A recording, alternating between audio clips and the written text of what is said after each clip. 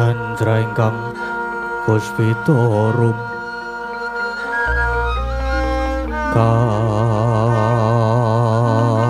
kasiring samira nomre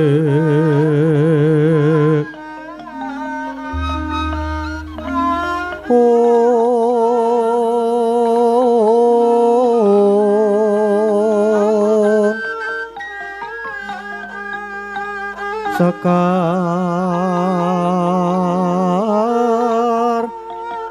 kadung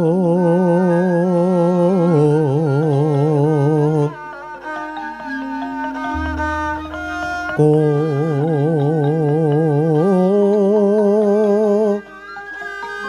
ngas kandanyo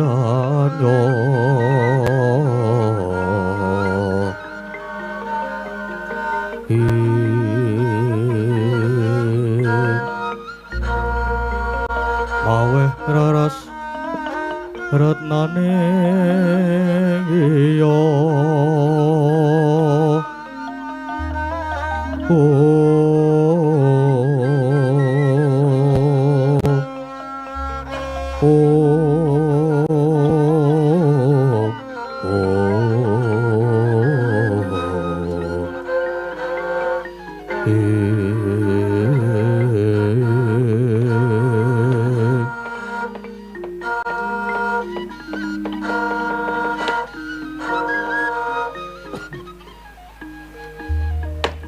putraku ngger wong bagus Abimanyu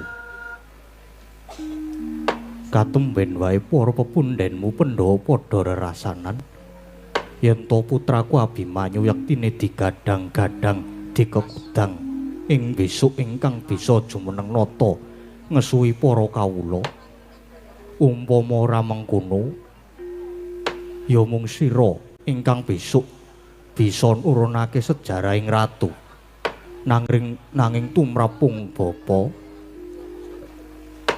iki malah abot krana apa krana sawijining ratu mono ora gampang merga ratu iku beda kelawan kawula yen kawula wenang ukur marang kodrate nanging yen ratu iku wong ingkang sinampiran pakaryan ngatur kendho kencenging pernatan amis bajining kahanan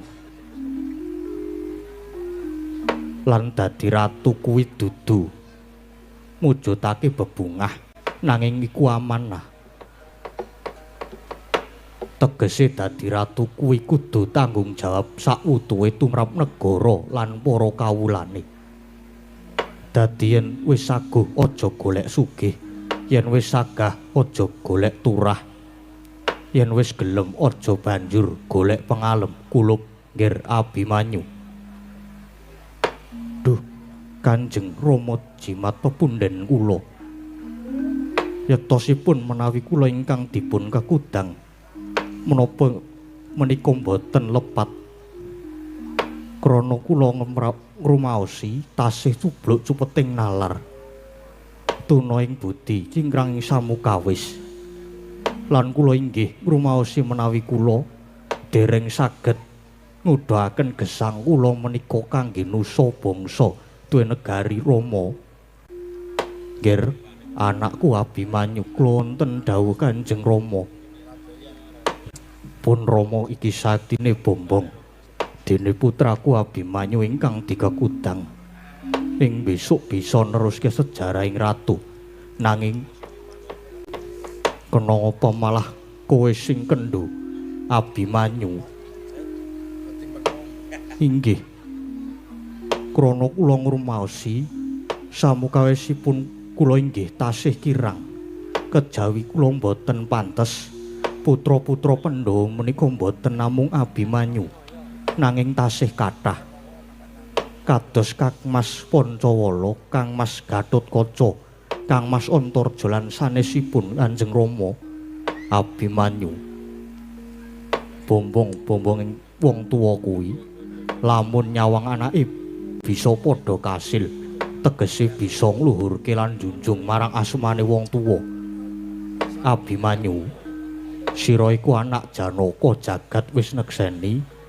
Lamun Arjuna iki wiwit cilik nganti tekan semene ora kendhat nggone tansah gedhekke tapa brata, ora kendhat nggone ngudi kawruh lan kepinteran supaya uripe Arjuna bisa piguna kanggo bebrayan gung. Mula Abimanyu pun Rama kepingin sira iku bisa taruna ngungkuli bapa. Sira ingkang wis dikekudang aja nganti kendho, aja mangru tingal, aja mandheg mangu, aja nganti kelangan kiblating kautaman lan lajering bebener. Tatanen rasamu, tatanen jiwamu. Abimanyu, Arjuna moh lamun duwe anak mung sumindhe marang wong tuane. Anak Arjuna kudu bisa tangkar tumangkar lan kudu mentas saka karepe dhewe.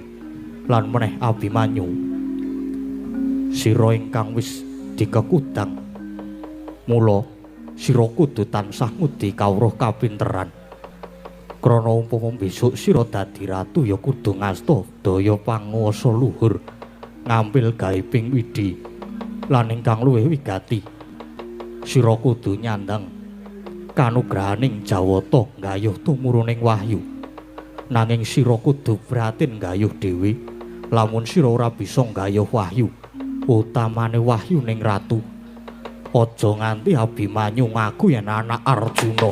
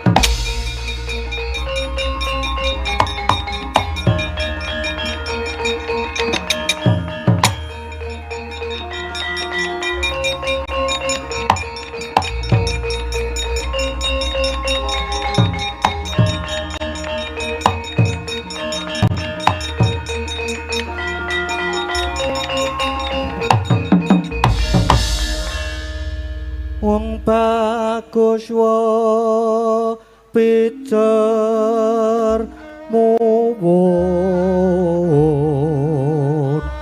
tanpa guna lamun micin bapak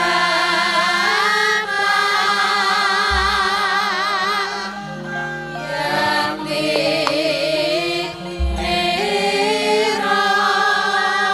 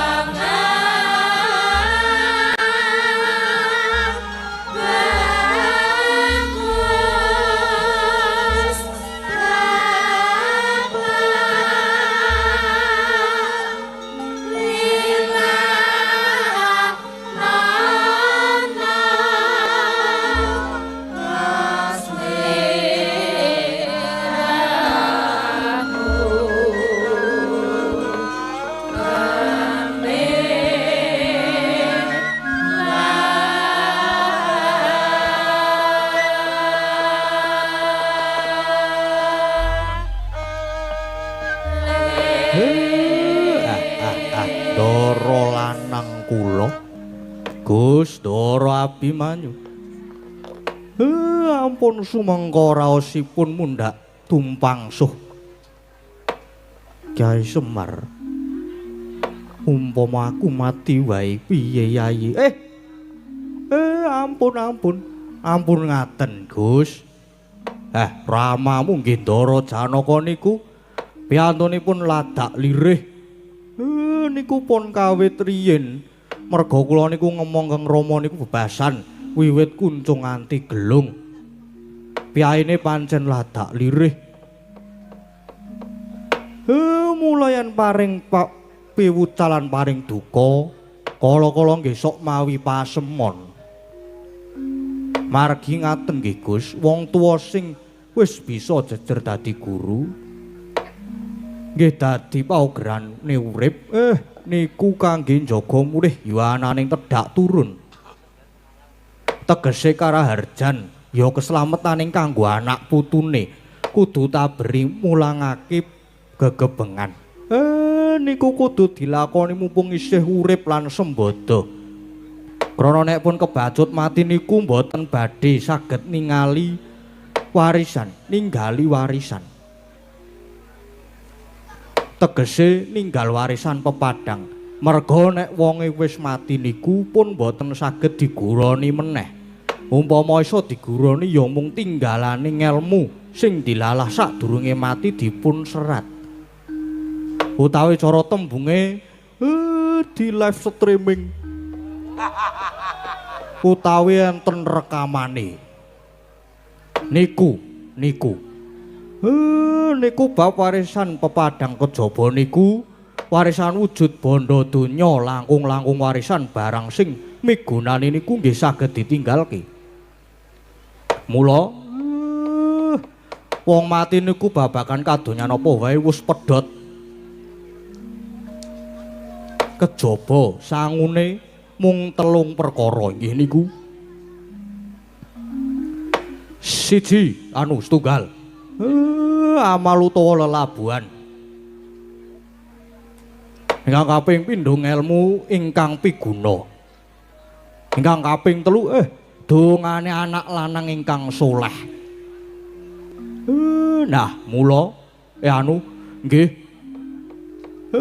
mula kados ramamu Arjuna nggih Raden Arjuna menika nuturi kanthi pamecut rembug sing kaya ngoten niku pun boten luput. Merga dadi wong tuwa niku nek kawruhe dienggo dhewe niku nggih boten becik. Lan wong tuwa niku nek ngandhani anak putu niku boten wonten sing ajeng jlomprongake. Punten. Mumpung sampean isih jembar kalangin isih padhang rembulane mang tindakke kanthi sak becik-becike. Merga sampeyan iku diarep-arep makarya supaya leladi kangge nusa bangsa lan negari. Napa malih jengandika niku dikekudang sing bakal saged nurunake sejarah ratu ing Nuswa Jawa niki. Mumpung niki Jawata badhe matedhakaken wahyuning ratu, manggayuh nggih Den Ndara kula, Ndara Abimanyu. Caritane satriya linuwih amarti mring kautaman tanpa kat mring pangestine.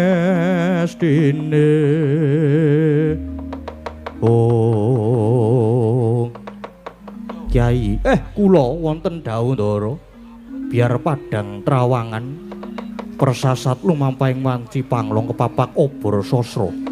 Dupi aku midhanget kabeh pengendikane Kyai Semar. Kang mangkono tak suwun namung puja sesantilan puja mantra pangestunipun para sepuh. Uga pangestune Kyai Nayantaka. Muga kawruh lan ngilmu dadi kancaku, akalan budi dadi cagakku, kapitayan dadi gondelanku.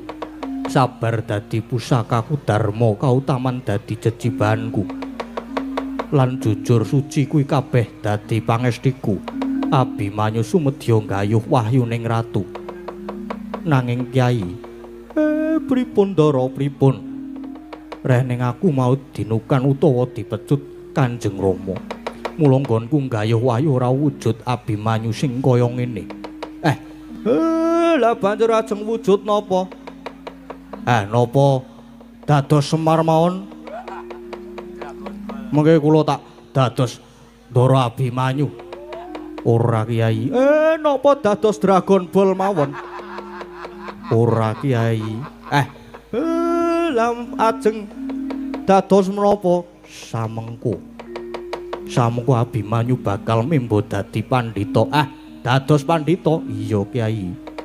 Merga ya kanthi sarana dadi pandhita dimen manteng cipta kunggonku nggayuh wahyuning ratu Kyai.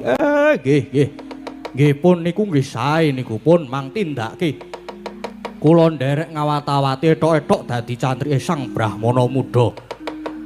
Lan mang percaya mawon sinartan manteping rasa lan tumamenging tumindak sarta linambaran ati suci pepayung budi rahayu sapa sing darpe sedya hayu mesti bakal manggih rahayu. Den Ndara kula Ndara Abimanyu. Ya Kyai.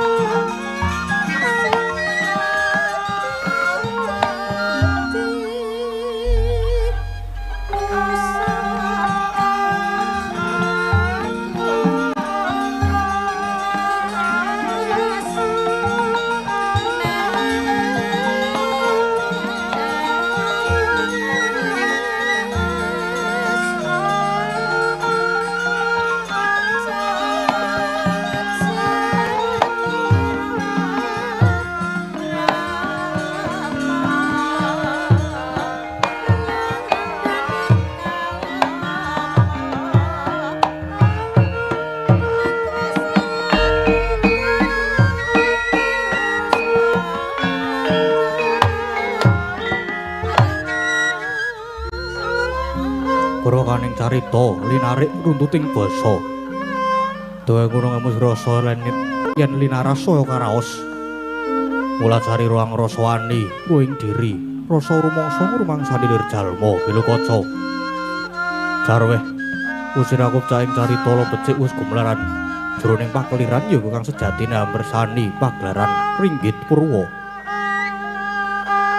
Surya Candra Darumyang Kartika pinurba kudrating angkawasa.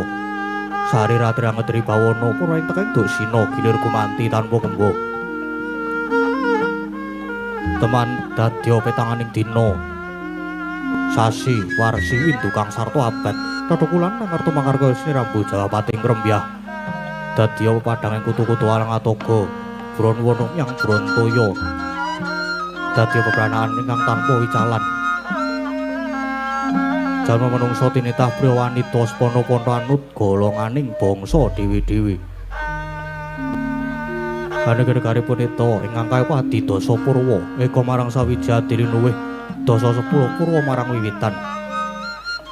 Senajan kathah titahing dawa ingkang sinangga ing Pratiwi kinasonganing akasa kinapiting samudra Rajak sami anggana raras.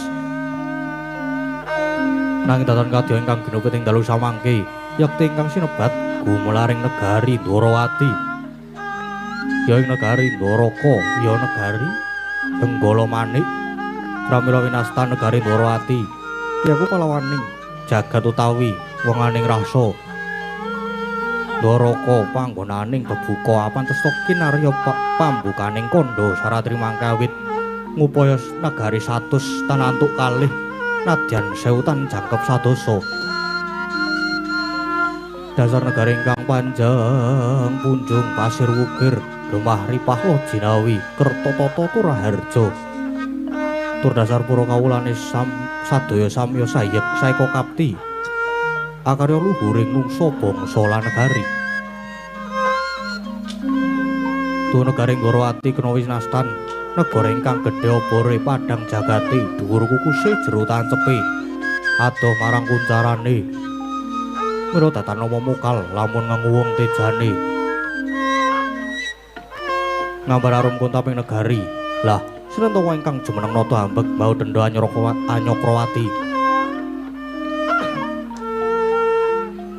Yakti aja juluk Mo Prabu Sri Bathara Kresna, ya Prabu Harimurti, ya Prabu Padmanaba, ya Sang Kesawa, ya Asudewa, Narayana, Danardana, ya Sang Wisnumurti. Narendra ingkang bebudi pawalaksana tur hambek angayomi dharma, angayomi agami suci, angayomi para kawula kang samya ngreksa raharjaning negari. Tuwin angayomi dhateng haing sapadha-padha hanggung hangaosi dhateng asanes.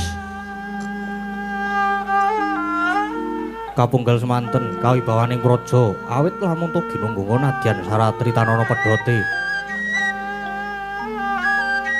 Nujuri sajuga sang nata kepareng miyos tinangkil mungguing sitinggil binaturata. Lah siratawa ingkang kepareng caket mangarsa lenggah mabuka mare kelu Susilarja wadana tumungkul yayah konjeming Pratiwi. Tu menika Arnanira piswanipun putra dalem sadra ing Parang Garuda kekasih Raden Samba Wisnubrata ya Raden Kusuma Wiratmaka. Raden Samba mengkaraken piswanipun satriya Garba Ruci nenggih Raden Setyaki ya Raden Singa Mulangjaya. Dene ingkang pinangka tindhing para wadya warangka dalem Rekyana Patih Udawa kasambet piswanipun para mantri bupati nayakaning praja amberang blabar panyayah samudra tanpa tepi. Maneka busananing para wadya tinon kadi panjraing puspita. Mangono rih wusing samekta sang nata arsa medhar sabda. Dadya mangkono pangodas marani Indra ingkang dereng kababaring lisan.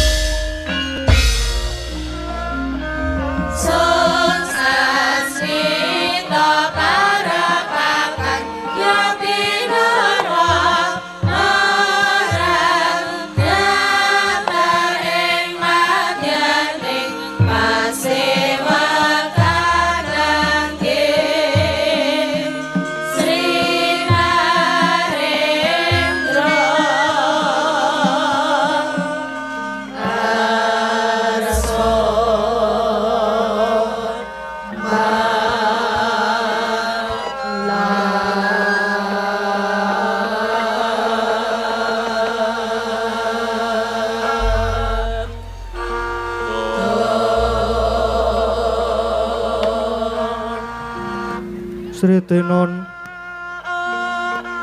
ning pasewakan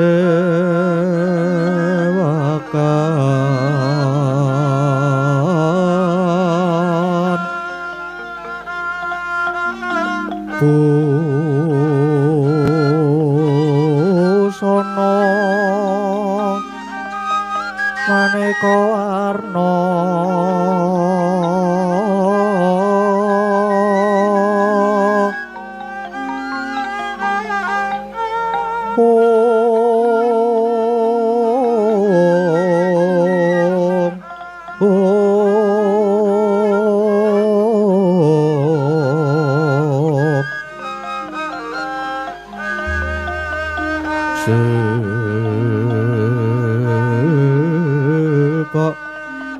Puswitek udyana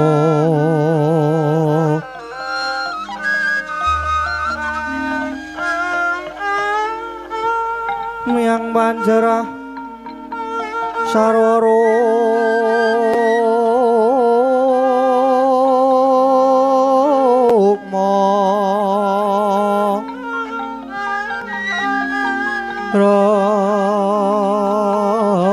ranggeng wane narawata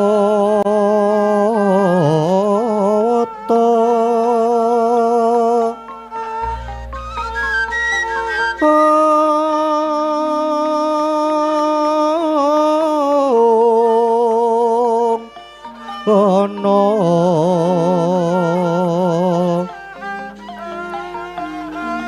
Prabanyo kang sumirat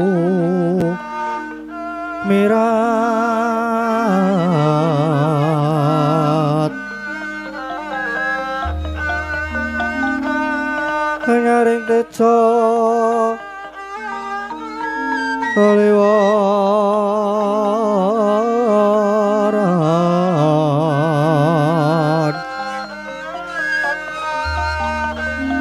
leraki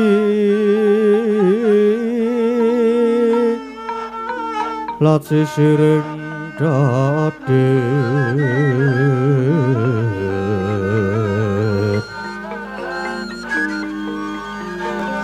wimbo kekontom re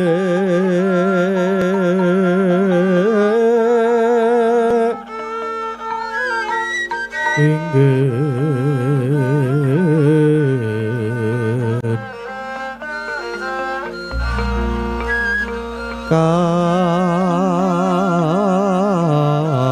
tiuping samirana mandra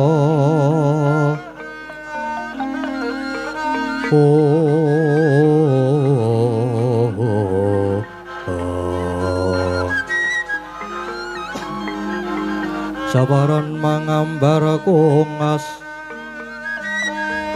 ngepeki madyaning pasewakan tandya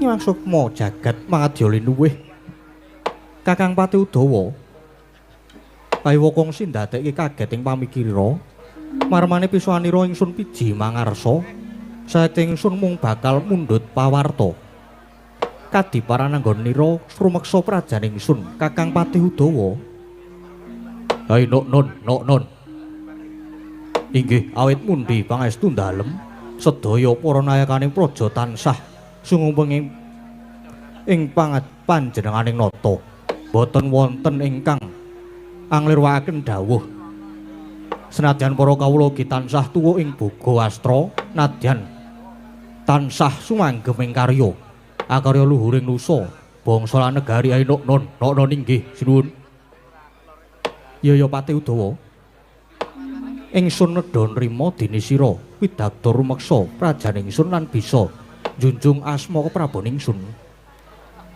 pakaryan ingkang kaya mangkono lesarekna patih Kakang Pati Udawa.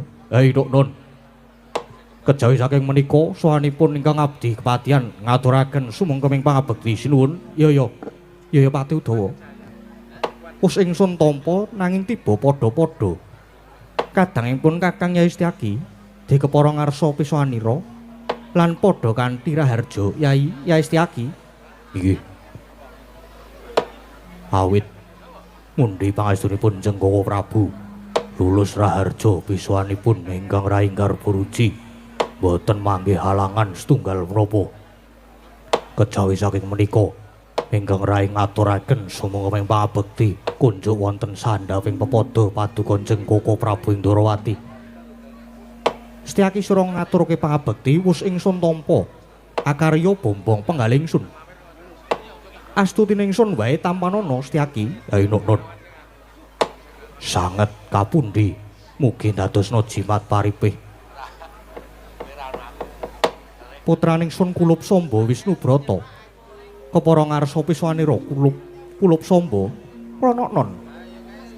Inggih Koko Prabu, kejawi saking menika pisanipun ingkang putrapun Samba ngaturaken sumengkeming pangabekti kunjuk wonten sandhap pepadanipun Kanjeng Rama Prabu. Samba sira ngaturke pangabekti wus ingsun tampa akarya bombong tias ingsun. Pangestunipun Rama wae gage tampanana ya Ger Samba. Kawula nggih sanget anggen kula mundi Rama Prabu. Samba pancen iki dudu pasewakan kaya padatan nanging pun Rama kepengin sajarwa miji marang jeneng sira Samba. Inggih Rama Prabu. Kepareng kang putrapun Samba lajeng cumadong dawuh wonten wigatos ing karsa ingkang kados pundi ingkang putra sampun sumedya ninengaken karna manglungaken jangka murih terwaca anggen kula nampi sabdanipun Rama Prabu. Hanjra ingkang puspita rum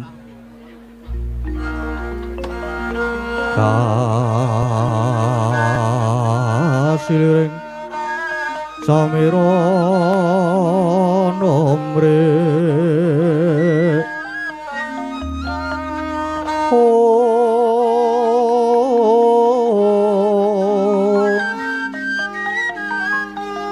Sekar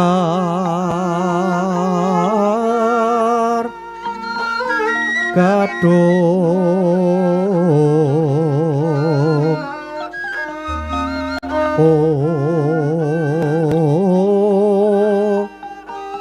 Ngas Kadanyo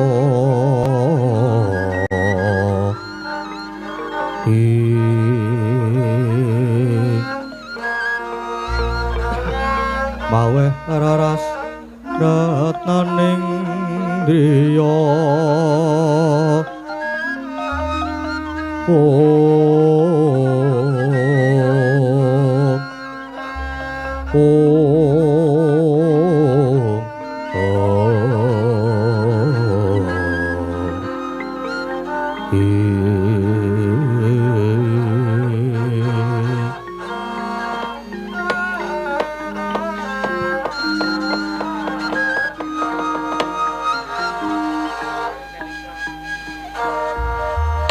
Samba ana tetumbungan anak anungan nindita tegese duwe anak lanang kang mursid bisa mikul dhuwur mendem jero marang derajate wong tuwa.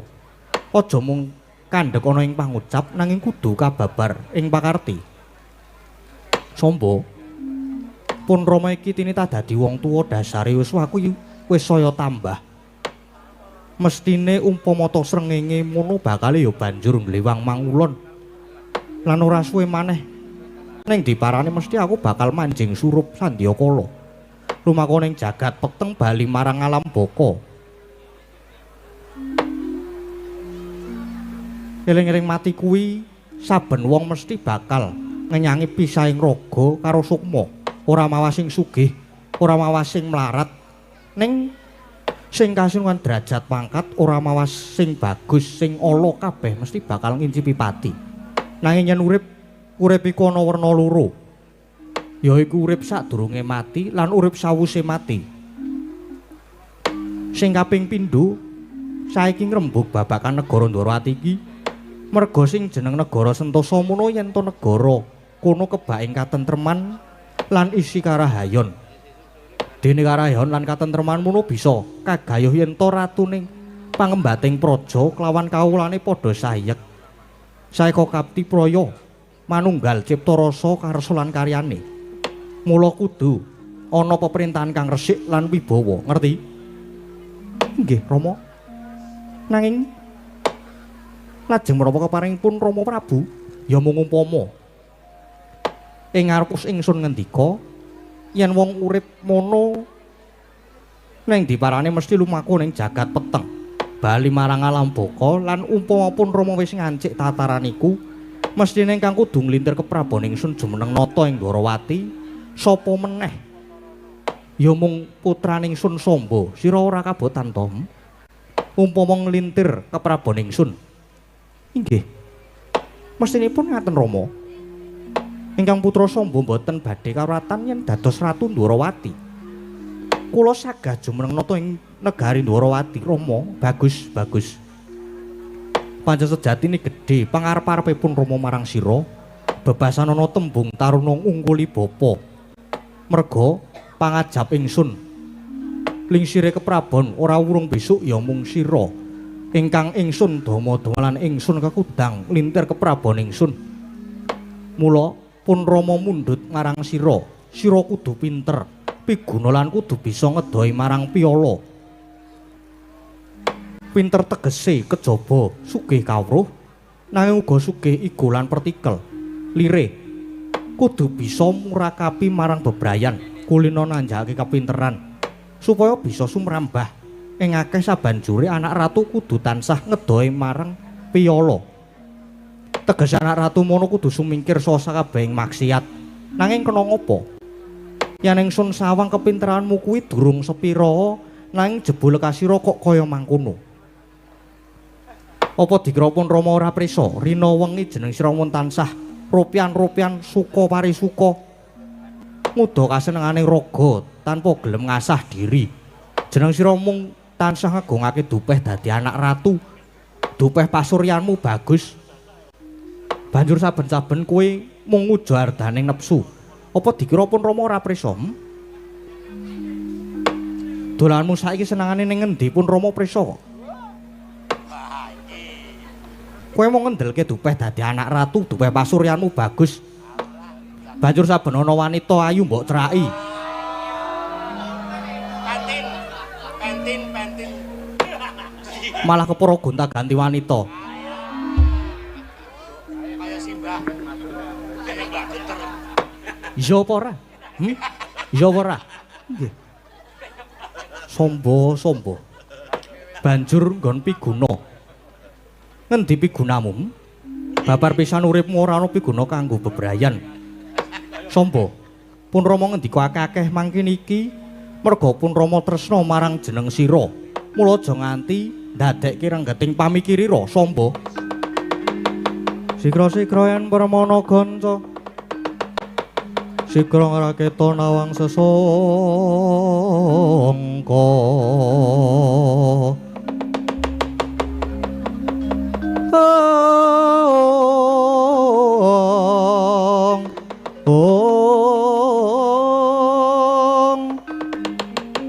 Goyang langgaing Sri Nalendra ambek marosing sang Katri gumulung mangra empak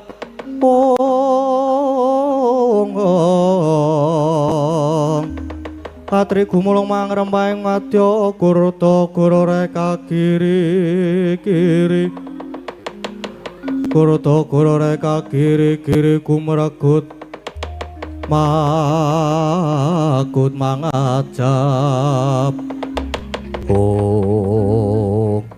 Duh Rama Prabu jimat pepunden kula.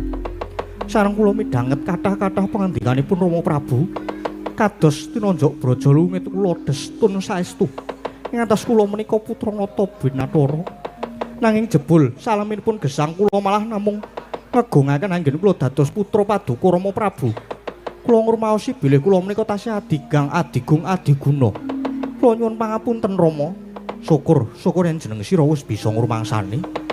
Tegese lekas sira isih bisa didandani.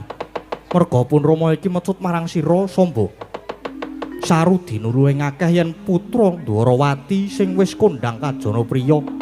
Ratu Sotyaning Ratiti sing Bathara Wisnu. Jebul ibarat gajah nanging anak-anak tikus Samba.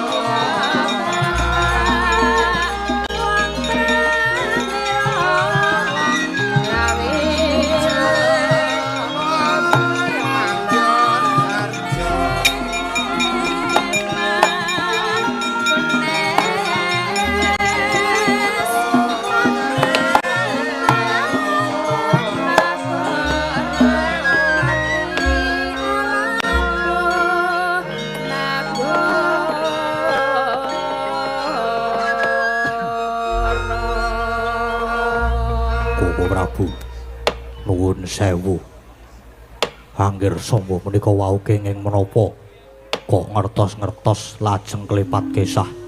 Lho, leh musuhan linggone ngarep ki gatekke apa ram? Mirengke pengendikaning pun Kakang apa ora? Apa malah nglamun? Inggih. Kirang wijang rak turu ning. Nanti ana cewek lek ngematke serius. Jenengane ku ampun ngaten. Alah. Moyo glemak-glemi omong-omongan ro aku kok.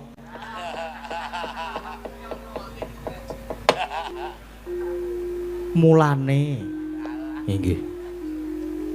Mulane sesuk meneh ki nek ning pasewakan ki gatekke. Nggih. Pikirane ora tekan kono-kono. Ora nglamun wae. Lha muni mau ayu banget e ngono. Nggih nyuwun pangapunten. Setyaki Udawa. Pancen iki mau ingsun ora kok ateges ndukani marang putramu Samba. Nanging niatku pancen nyeblak mecut dimen Samba kae ora mung sumendhe marang wong tuwa. Dimen Samba tangkar tumangkar pamikire banjur gelem ngulir budi. Karwana yen kalenggan iki Jawata bakal matedhakake kanugrahan wahyuning ratu. Mula pancen Samba tak pecut nganggo rembug sing kaya ngono kuwi mau, dimen ginugah rasane. Mengkono. Nggih. Mila kok lajeng klepat kesah ya wis ben wae. Nadyan mengkono Setyaki lan Kakang Udawa. Aja ditegake putramu Samba, awat-awatono bebasan adoh diceraki, cerak mbok doi. Sing baku tetep diulati karepe Samba, arep piye? Syukur yen Samba nyata ginugah rasane kang banjur gelem ngasah diri lan mahasing asampun topo nggayuh wahyuning ratu. Nok-non ngestuaken dawuh. Ingkang mekaten ingkang rai kepareng nyuwun pamit lan nyuwun tambahing pangestu. Setyaki aja kaya bocah cilik sing praetna ngati-ati Udawa. Jeneng sira uga awat-awatono putramu Samba babar pisan bodholna pasewakan. Ingsun nedya kondur kedaton. Nok-non ngestuaken dawuh. Ingkang mekaten ingkang abdi kepareng nyuwun pamit lan nyuwun tambahing pangestu. Kakang Udawa Surtiti ngati-ati aja ninggal prayoga. Purna gatining parangkilan.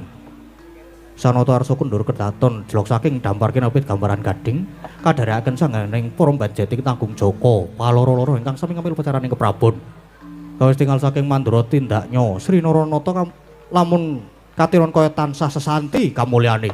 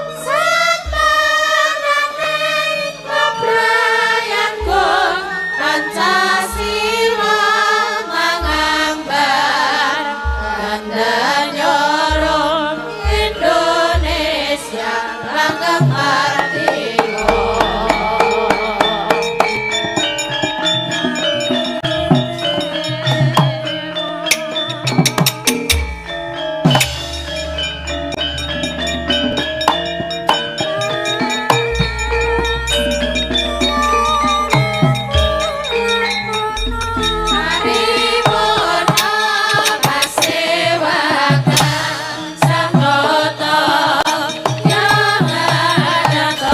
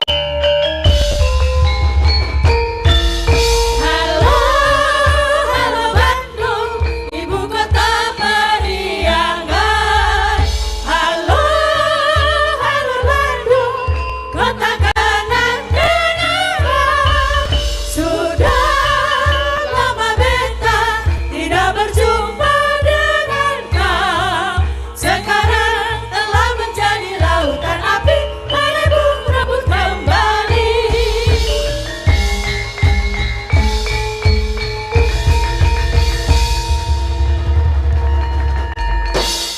Merdeka! Ya, matur Mbah nuwun. Mendel lungguh sik ya nok ya. Mak. Lah iki kon lungguh malah joget-joget to kae iki.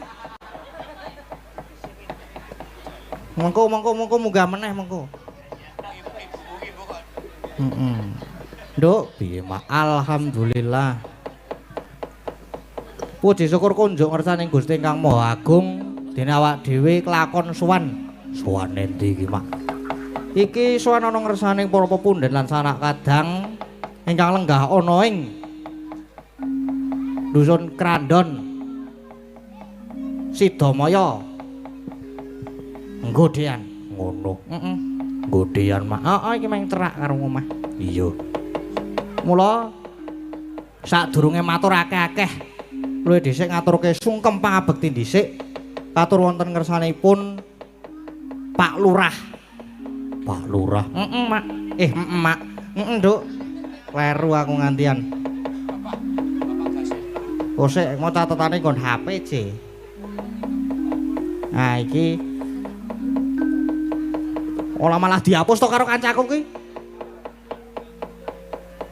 Bapak Pak Haryadi, nah niki kagem Bapak Haryadi Lurah Sidamulya kene. Iya. Sida ngendi? Sidamaya. Ha iki le nulis nggon kertas Sidamulya. Iya, Sidamaya, Mak. Sing nulis sapa to iki jane iki? Sing nulis sapa to? Kancamu to, Mak. Sesuk dingaru penggal wae. Ora kejem-kejem ya ora jenenge wong kleru. Rampung langsung. Mergo menungso kedunungane lali salapas lamati. Iya. Terus iki ya. Terus ana anggota DPRD DIY. Oh, ya apa iya, Mak? Iki panjenengane ya lenggah Bapak Sofyan Setyo Darmawan. Iya. Terus ana Pak Kapolsek. Waduh, ora aku kecekel meneh piye, Mak? Ora, kowe sing kecekel ora awak dhewe. Ning sapa wis ora usah dibahas ora apik ngono kuwi. Terus Pak Dan Ramil, ya Mak. Terus dan apa jenenge lang tak waca ulang apa jenenge? Tak baca ulang basa Indonesia wae. Pak Haryadi Lurah Sidamaya, perangkat dan staf. Iya. Terus apa meneh, Mak? Iki sing akeh ya iki jane. Terus Bapak Haji Sudarsono Ketua BP Kalurahan Sidamaya dan jajarannya. Yo. Banjur sapa meneh ana Bapak Supriyadi Ketua Sanggar Seni Sekar Tanjung beserta anggotanya. Yo. Terus ana sapa meneh? Bapak Gunawan yang di tempat Bapak Darmanto Kepala Satpol PP Sleman. Yo, Mak. Terus iki sing aku tak maca sing ning WA.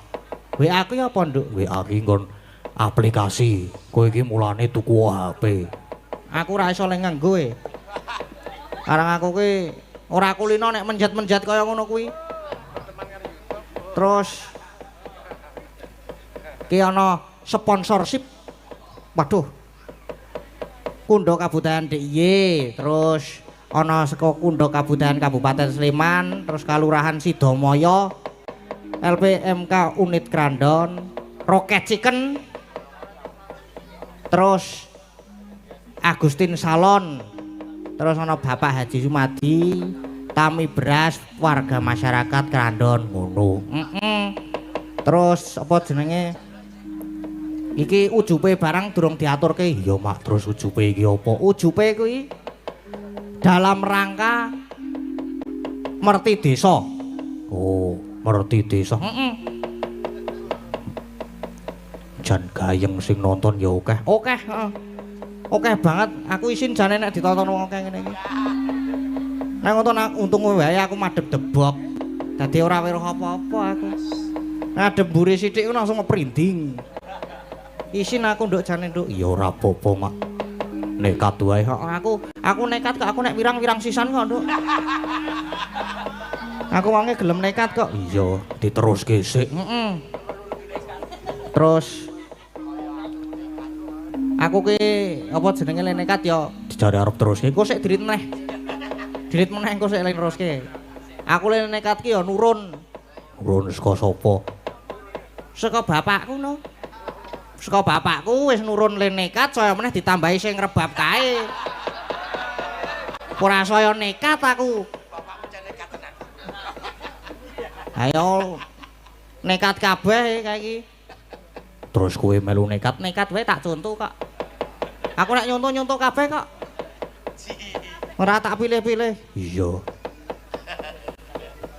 Terus ya iki ya ora nek bayari kanca-kanca sesuk.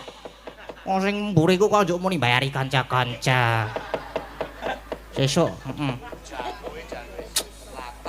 Sesuk nganu. Neng Sedayu. Waduh.